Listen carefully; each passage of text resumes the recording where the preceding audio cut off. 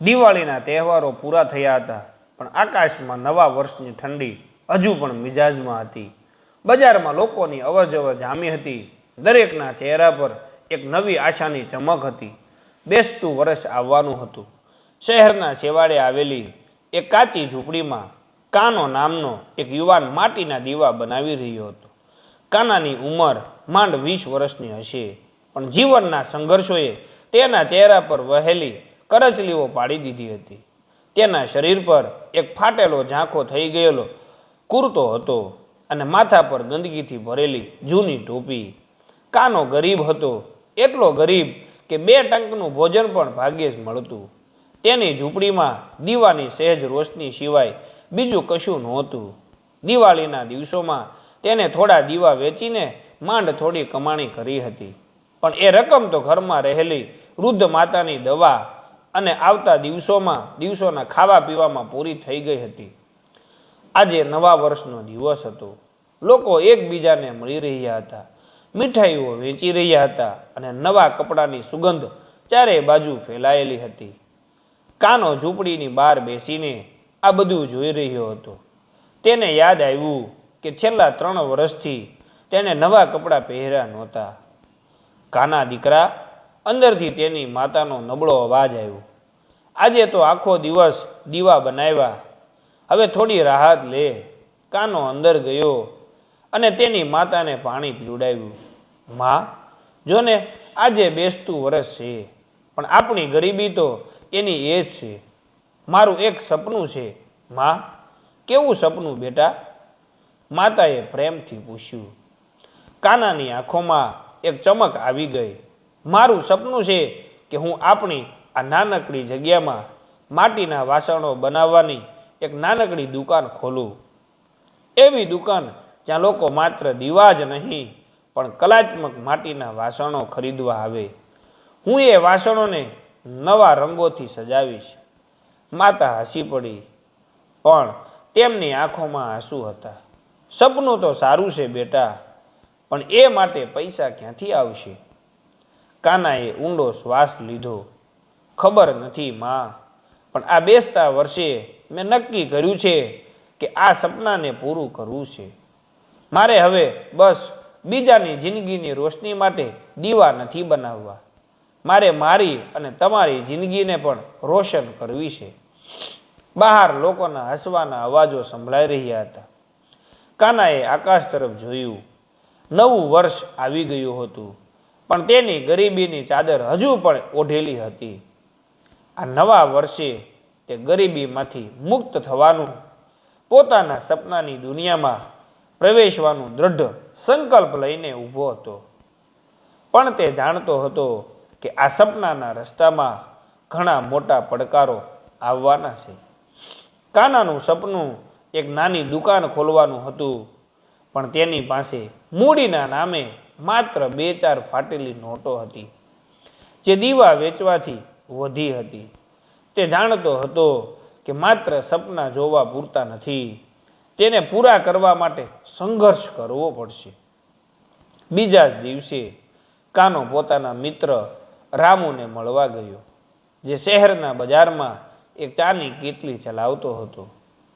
રામુ, બેસતું વર્ષ મુબારક. કાનાએ હળવેથી કહ્યું. અરે કાના, તને પણ નવું વર્ષ મુબારક. આવ, ચા પી. રામુએ ઉત્સાહથી આવકાર્યો. ચા પીતા પીતા કાનાએ રામુને તેના માટીના વાસણોની દુકાન ખોલવાના સપના વિશે જણાવ્યું. રામુએ ધ્યાનથી સાંભળ્યું અને માથું ખંજવાળ્યું. કાના, સપનું બહુ સારું છે, પણ આજના જમાનામાં માટીના વાસણોનું કામ ધીમું છે, અને સૌથી મોટી વાત તો પૈસાની છે. તારી પાસે ઓછામાં ઓછા 10,000 રૂપિયા તો હોવા જોઈએ, ખાલી જગ્યા લેવા અને માલ સામાન માટે. 10,000 રૂપિયા! કાના માટે આ રકમ એક પહાડ જેવી હતી. મારાથી એટલા પૈસા તો કોઈ રીતે ભેગા નહીં થાય. રામુ, કોઈ એવો રસ્તો નથી જ્યાંથી હું થોડા પૈસા કમાઈ શકું, અને એ પણ જલ્દી? રામુએ થોડી વાર વિચાર્યું. એક રસ્તો છે કાના, થોડો અઘરો પણ કમાણી સારી છે. શું? કાનાની આંખોમાં આશાનો ચમકારો દેખાયો. શહેરના અમીરોની હવેલીઓમાં દિવાળી પછી પણ મોટા સમારંભો અને પારંપરિક ઉત્સવો ચાલુ હોય છે. ત્યાં હવેલી સજાવવા અને મોટા પ્રમાણમાં રોશની કરવા માટે કારીગરોની જરૂર પડે છે. દિવાળી પૂરી થઈ ગઈ છે એટલે મોટા ભાગના કારીગરોને તેમનો પૂરો પગાર આપીને રજા આપી દેવાય છે. જો તું રાતોરાત મહેનત કરી શકે અને તારી માટીની વસ્તુઓથી અદ્ભુત સજાવટ કરી શકે તો તને કદાચ સારી રકમ મળી શકે. કાનાના મગજમાં તરત જ વિચાર દોડવા લાગ્યા. તેને સજાવટમાં તો મહારત હતી, કારણ કે તે હંમેશા પોતાના દીવાઓને નવા રૂપ આપતો હતો. પણ હું એ હવેલીના માલિકો સુધી પહોંચીશ કેવી રીતે, રામુ? એ લોકો મને જાણતા નથી. રામુ હસ્યો. એ કામ હું કરી આપીશ. હું રોજ અહીં ચા વેચું છું, એટલે ઘણા મોટા માણસો અહીં આવે છે. હું તારું નામ 2-4 જગ્યાએ કહીશ. તું બસ તૈયાર રહેજે. આ વાત સાંભળીને કાનાનું હૃદય ગેલમાં આવી ગયું. પહેલી વાર તેને લાગ્યું કે તેનું સપનું માત્ર કલ્પના નથી, પણ તેને પૂરું કરવાની એક તક છે. રામુએ પોતાનો વાયદો નિભાવ્યો. 2 દિવસ પછી રામુએ તેને એક સરનામું આપ્યું. શહેરના સૌથી ધનિક વેપારી શેઠ ધનસુખલાલની હવેલીનું. કાના, શેઠ ધનસુખલાલની પુત્રીના બેસતા વર્ષના સન્માન સમારોહ માટે તેમને સજાવટની જરૂર છે. તું કાલ સવારે જ તેમને મળવા જા. જો તું તેમને પ્રભાવિત કરી શકીશ તો તને મોટો કામ મળી શકે છે. કાનો ઉત્સાહથી ધનસુખલાલની હવેલી તરફ જવા તૈયાર થયો, પણ તેના મનમાં એક ડર પણ હતો. આટલા મોટા માણસ સામે તે એક ગરીબ કારીગર કેવી રીતે ઊભો રહી શકશે? વળી આ કામમાં તે સફળ થશે કે કેમ, તેનો પણ ડર હતો. બીજા દિવસે સવારે કાનો ધ્રુજતા પગે શેઠ ધનસુખલાલની ભવ્ય હવેલીના દરવાજે પહોંચ્યો. આટલી મોટી ઇમારત તેણે માત્ર દૂરથી જ જોઈ હતી. હવેલીની ઊંચી દિવાલો અને વિશાળ દરવાજા જોઈને તેનો આત્મવિશ્વાસ ડગી ગયો. ઘડીભર તો તેણે પાછા ફરવાનું વિચાર્યું, પણ તેની માતાનો ચહેરો અને પોતાનું માટીના વાસણોની દુકાનનું સપનું યાદ આવતા તે અટક્યો.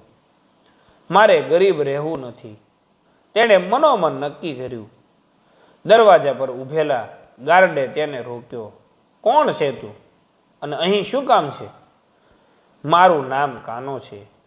હું રામુ ચાવાળાનો ઓળખીતો છું. મને શેઠ સાહેબને મળવું છે સજાવટના કામ માટે. કાનાએ હિંમત ભેગી કરીને કહ્યું. થોડી વાર રાહ જોડાવ્યા પછી ગાર્ડે તેને અંદર જવા દીધો. હવેલીની અંદરનો દરબારખંડ વૈભવથી ભરેલો હતો.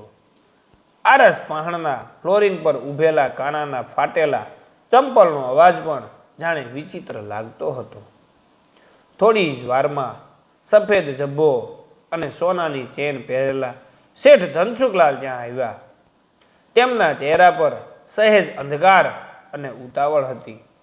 હા બોલ, રામુએ તારા વિશે કહ્યું હતું. તું સજાવટનું કામ કરે છે. મને લાગે છે કે તું કોઈ મોટો કોન્ટ્રાક્ટર નથી લાગતો, શેઠે ઉપહાસના સ્વરમાં કહ્યું. કાનો ગભરાયો નહીં. તેણે મક્કમતાથી જવાબ આપ્યો. શેઠ, હું મોટો કોન્ટ્રાક્ટર નથી. હું માત્ર માટીનો કારીગર છું. પણ હું તમને વિશ્વાસ અપાવું છું કે જે સજાવટ હું મારા હાથે કરીશ તે તમને આ શહેરમાં બીજે ક્યાંય નહીં મળે.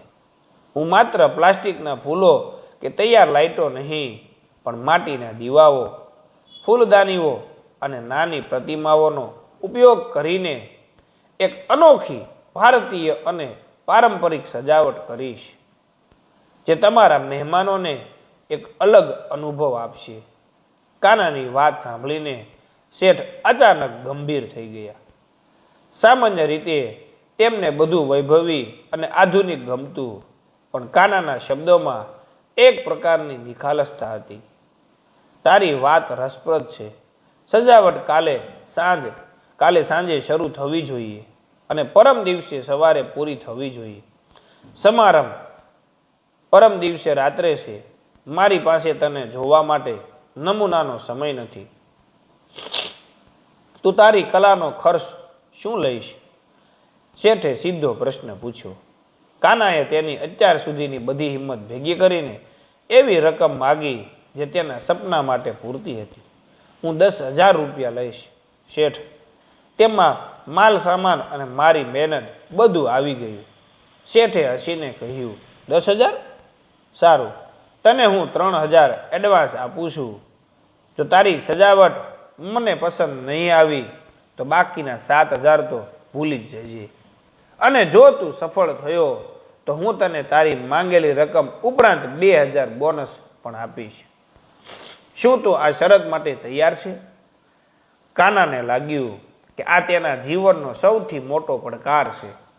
આ તેના સપના માટે કરો યા મરો જેવી સ્થિતિ હતી. તેણે આંખો બંધ કરી અને એક ઊંડો શ્વાસ લીધો. હું તૈયાર છું શેઠ, મારું કામ બોલશે, કાનાએ કહ્યું.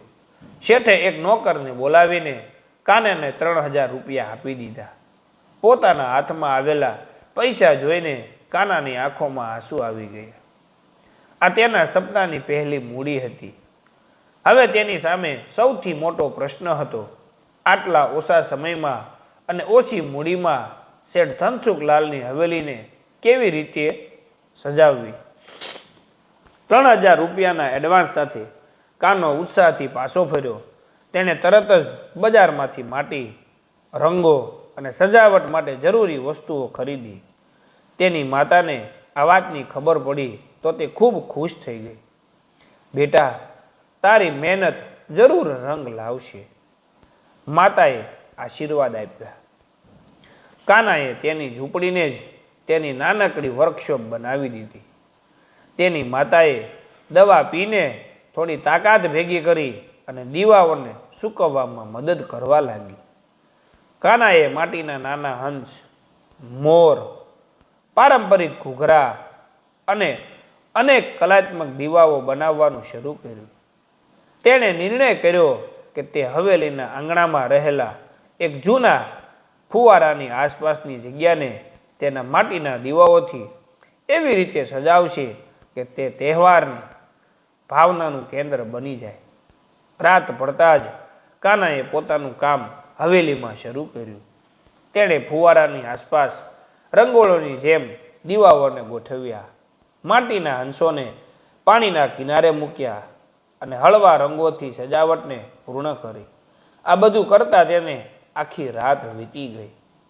સવાર પડી અને કાનાનું કામ લગભગ પૂરું થવા આવ્યું હતું. તેણે પોતાની કલાનું સર્વશ્રેષ્ઠ પ્રદર્શન કર્યું હતું, પરંતુ તેના સપનાના માર્ગમાં એક અણધારી મુશ્કેલી આવી. બરાબર સવારે 8 વાગે અચાનક આકાશમાં કાળા વાદળો ઘેરાયા અને ઘૂઘમાર વરસાદ શરૂ થયો. હે ભગવાન! કાનો ચીસ પાડી ઉઠ્યો. તેની બધી મહેનત, તેના માટીના નાજુક દીવાઓ અને ફૂલદાનીઓ બધા વરસાદના પાણીથી પલળવા લાગ્યા.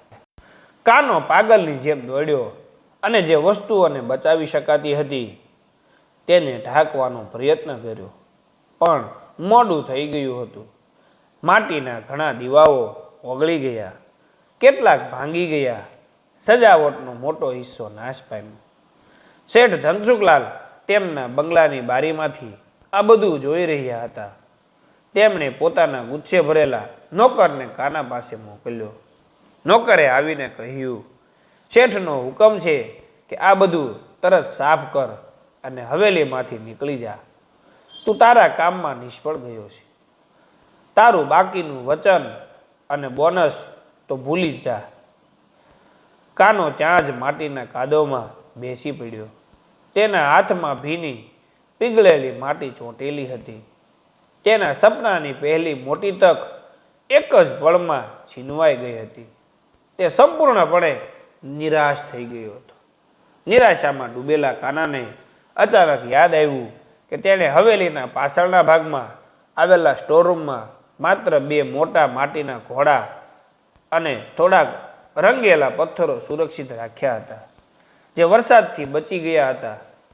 આ ઘોડા તેને ખાસ કરીને પોતાના સપનાની દુકાન માટે બનાવ્યા હતા. કાનો વિચારવા લાગ્યો, મારા સપનાનો અંત આટલો સરળ ન હોઈ શકે. મારે હાર માનવી નથી.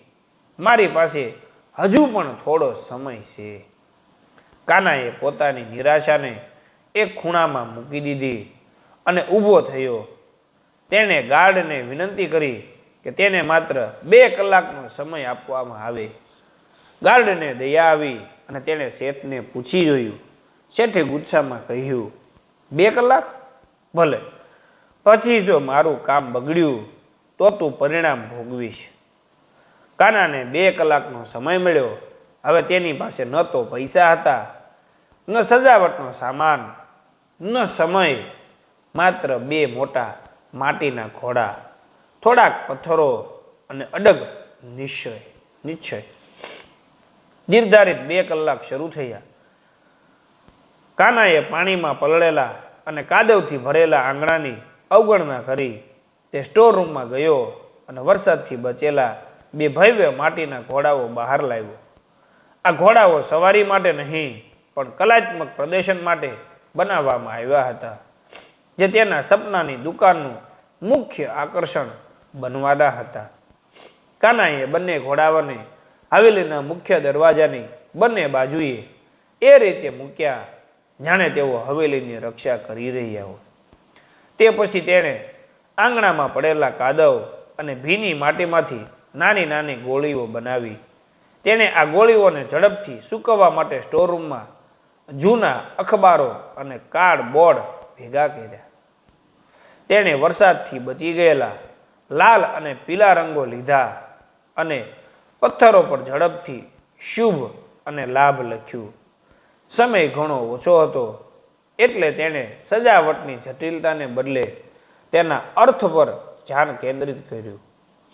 કાનાએ પેલા 2 ઘોડાની આસપાસ સાફ કરેલા પથ્થરો અને પોતાની બનાવેલી નાની માટીની ગોળીઓ ગોઠવી દીધી. આ સજાવટમાં કોઈ ભવ્યતા નહોતી, પણ એક સાદગીભર્યો મજબૂત સંદેશ હતો. 2 ઘોડા શક્તિ અને પ્રગતિનું પ્રતીક હતા અને શુભ લાભ નવા વર્ષની સફળતાનો. આ સજાવટ વરસાદથી બચેલા અનેક નાશ પામેલા દીવાઓ કરતાં સાવ અલગ હતી. બરાબર 2 કલાક પૂરા થયા. શેઠ ધનસુખલાલ ગુસ્સામાં બહાર આવ્યા. શું કર્યું તે? તું મારા આંગણાને? પણ શેઠ ત્યાં જ અટકી ગયા. તેમને મુખ્ય દરવાજા તરફ જોયું. ભલે આંગણું કાદવથી ભરેલું હતું, પણ તેમની નજર મુખ્ય દ્વાર પર ઊભેલા ભવ્ય ઘોડાઓ પર સ્થિર થઈ ગઈ. ઘોડાઓની બાજુમાં રાખેલા શુભ અને લાભ લખેલા પથ્થરો સૂર્યના હળવા કિરણોમાં ચમકી રહ્યા હતા, જે નવા વર્ષના શુભ સંકેત આપી રહ્યા હતા. આ શું છે? શેઠે આશ્ચર્ય સાથે પૂછ્યું. કાનાએ નમ્રતાથી કહ્યું, શેઠ, માટીની વસ્તુઓ વરસાદમાં ટકી ન શકી, પણ આ 2 ઘોડા અને આ સંદેશ તે મારા સપનાના પ્રતીક છે. નવું વર્ષ ગમે તેટલો સંઘર્ષ લાવે, જો મનમાં શક્તિ એટલે કે ઘોડો અને શુભ ઈરાદો હોય તો લાભ, સફળતા ચોક્કસ મળે છે. મેં આ સજાવટ મારા હૃદયથી બનાવી છે, કારણ કે હું ઈચ્છું છું કે તમારું આ નવું વર્ષ સંઘર્ષ છતાં સફળ બને. શેઠ ધનસુખલાલ થોડી વાર મૌન રહ્યા. તેમને કાનાના ઘોડાઓની કલાત્મકતા નહીં પણ તેના સંદેશની સચ્ચાઈ સ્પર્શી ગઈ. તેમને લાગ્યું કે આ છોકરામાં નિષ્ફળતા પછી પણ હાર ન માનવાનો જુસ્સો છે, જે એક સફળ વેપારીનો ગુણ છે. સાંજે જ્યારે શેઠના મહેમાનો આવવાના શરૂ થયા ત્યારે બધાએ મુખ્ય દ્વાર પરના ઘોડાઓની પ્રશંસા કરી. મહેમાનોએ કહ્યું કે આ સજાવટમાં ભલે વૈભવ ઓછો હોય પણ એક અનોખો આત્મીયતાનો સ્પર્શ છે. સમારંભ પૂરો થયા પછી શેઠે કાનાને બોલાવ્યો. કાના, તારું કામ ભલે અધૂરું રહ્યું, પણ તારી કલા અને તારો જુસ્સો અદ્ભુત છે. તે માત્ર 2 ઘોડાથી મારા મહેમાનોના દિલ જીતી લીધા. મેં વચન આપ્યું હતું કે કે જો મારું કામ પસંદ નહીં આવે તો હું તને પૈસા નહીં આપું. પણ તે મને સાબિત કર્યું કે જીવનમાં હાર માનીને બેસવું એ ગરીબી છે. મહેનત કરવી એ નહીં. શેઠે પોતાના ખિસ્સામાંથી નોટોનો એક મોટો બંડલ કાઢ્યો. તારા માંગેલા 10,000 અને 2,000નો બોનસ એ બધા આમાં છે, અને આ વધારાના 10,000 મારા તરફથી તારા સપના માટે. કાનાના આશ્ચર્યનો પાર નહોતો. તેણે સપનામાં પણ વિચાર્યું નહોતું કે તેને આટલી મોટી રકમ મળશે. પણ શેઠ, આ વધારાના પૈસા શા માટે? શેઠ હસ્યા. આ પૈસા તારા સપનાની દુકાન માટે એડવાન્સ રોકાણ છે. જો તું ખરેખર માટીના વાસણોની દુકાન ખોલે તો હું તારો પ્રથમ મોટો ગ્રાહક બનીશ. હવે જા અને તારા સપનાને પૂરું કર.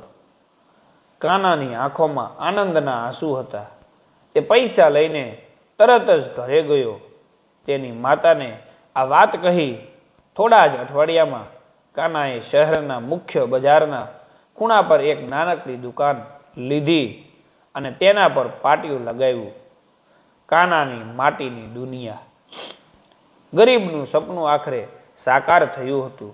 નવું બેસતું વર્ષ તેના માટે માત્ર કેલેન્ડરની બદલાવવાની તારીખ નહોતી, પણ ગરીબીમાંથી મુક્તિ અને સ્વમાન ભર્યા જીવનની શરૂઆત બની ગયું હતું.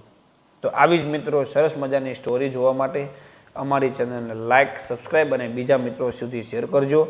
બાજુમાં આપેલું બેલ આઇકન દબાવી દેજો, જેથી નવી અમે સ્ટોરી અપલોડ કરીએ તો તમે ઝડપથી જોઈ શકો છો. હવે મિત્રો આપણે નવા વિડીયોમાં ફરીથી મળશું. ત્યાં સુધી રજા આપજો. જય હિન્દ, જય ભારત.